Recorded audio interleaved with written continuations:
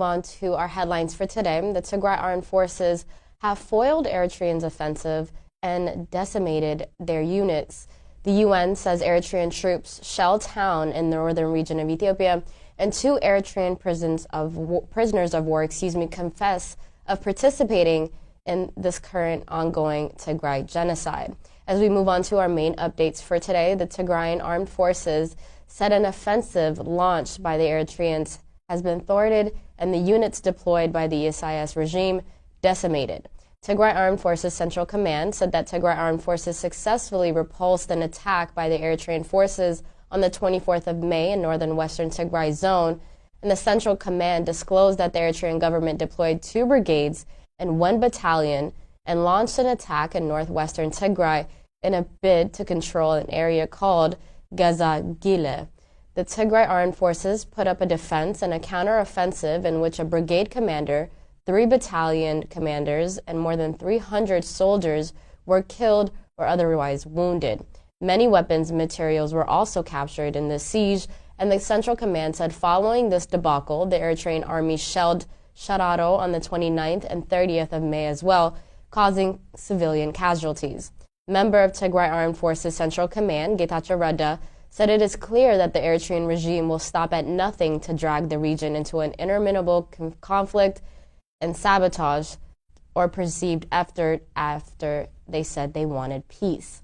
Writing on his official Twitter account, Getachew Reda urged the international community to exert pressure on the regime to reverse course. He reiterated the Tigray government's unwillingness to let the regime prolong the suffering of its continued people. The UN says Eritrean troops shelled town in the northern region of Ethiopia, and the Eritrean forces shelled a town in northern Ethiopia over the weekend, and according to the internal UN documents and regional forces, in a rare bombardment after what has been 2 months of relative peace within the Tigray conflict. Bulletins from the United Nations, says Reuters, cited information from humanitarian organizations in Shararo saying at least 23 rounds were fired, and some hitting a school housing displaced for families. A 14-year-old girl was killed, and at least 18 people were injured, and 12 houses were damaged, one of the documents alluded to. TPLF spokesperson Getachew Reda tweeted, as part of their desperate attempt to escalate the tension and drag us into the more action they shelled Shararo on the 28th and 29th of May. Ethiopia's military spokesman, Colonel Getaneth Adana, government spokesman Lagasa Tulu, did not return Reuters' message seeking comment. Earlier this year, Eritrean President Isaias Afwerki told state media his troops would intervene again and should Tigrayan forces attack his country or threaten Ethiopia's stability. 2 Eritrean prisoners of war have confessed to participating in Tigray's genocide, one of them admitting to killing 32 civilians and raping 23 women. The people of war made the admission during an interview with Tigray TV. Let's take a listen.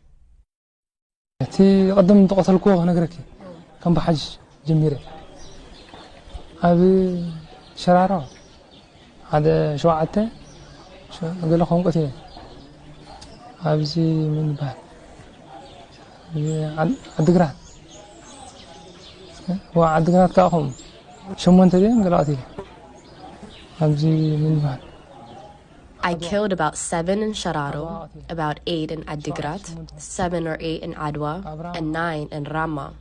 I raped 6 in Shararo, 5 in Adwa, 6 in Adigrat, and also 6 in Ramah. I looted mattresses, stools, tires, and gold necklaces, which I took to my mother back in Eritrea.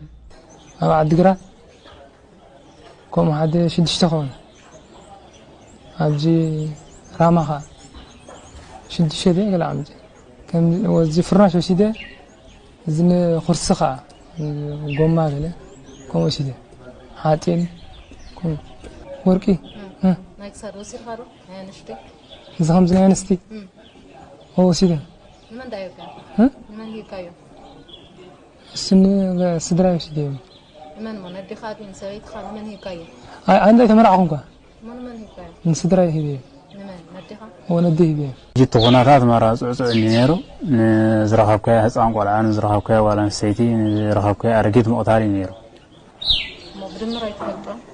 As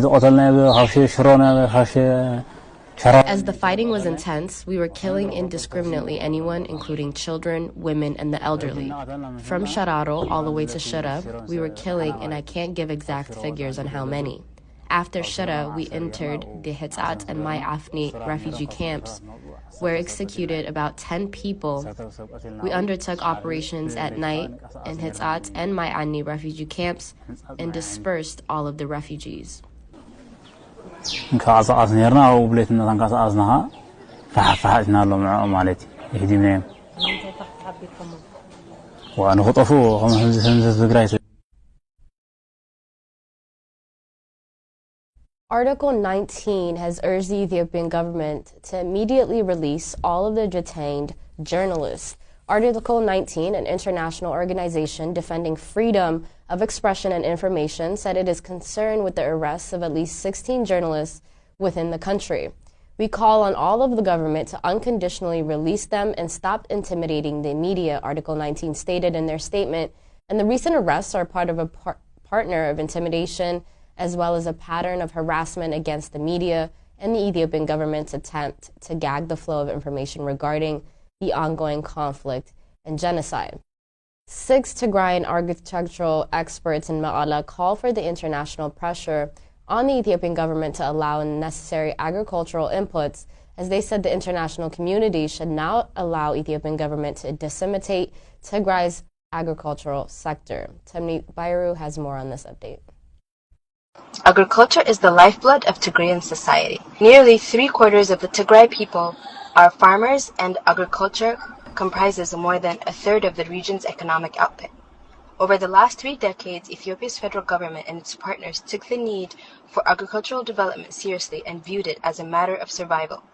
These concerted efforts greatly increased crop productivity from 400,000 metric tons in 1991 to 2.1 million in 2019, and vulnerability to hunger decreased and poverty declined from 48 to 29% between 1991 and 2018. According to the agriculture experts, Prime Minister Abiy Ahmed appears to be withholding seeds, fertilizer, and other essential agricultural inputs from Tigrayans as a part of his wartime strategy. Ethiopia's federal government and its allies launched the war partly in concerted effort to destroy the region's economy.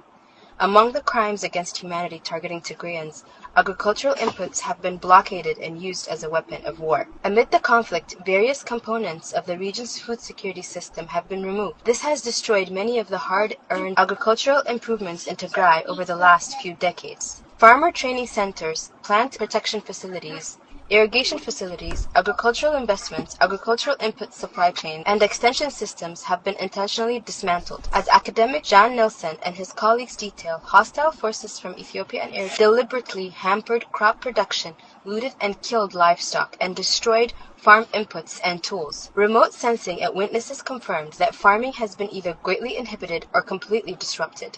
Even worse, the farming population of Western Tigray has been ethnically cleansed, internally displaced, or forcibly migrated and prevented from engaging in agricultural activities. In Western Tigray, rain-fed crops were largely left unharvested in 2020, and among the largest hit areas sampled by Nielsen Research Team, 57% of irrigation farms on the banks of the Takaza River and 89% of Wolqait sugarcane were abandoned in 2021. The central government has imposed a siege on Tigray for much of the war, including by denying nearly all humanitarian acts. Perhaps most consequentially for subsistence farmers and others in Tigray, the continuing siege is blocking access to agricultural inputs like inorganic fertilizer, improved seeds, and pesticides. With the long rains planting season approaching, humanitarian partners have mobilized only 11% of the required fertilizer, 9% of staple crop seeds, and 2.5% of the required vegetable seeds. Given many impediments, inorganic fertilizer and other agricultural inputs were not used during the current irrigation season, exacerbating food insecurity and the broader humanitarian crisis.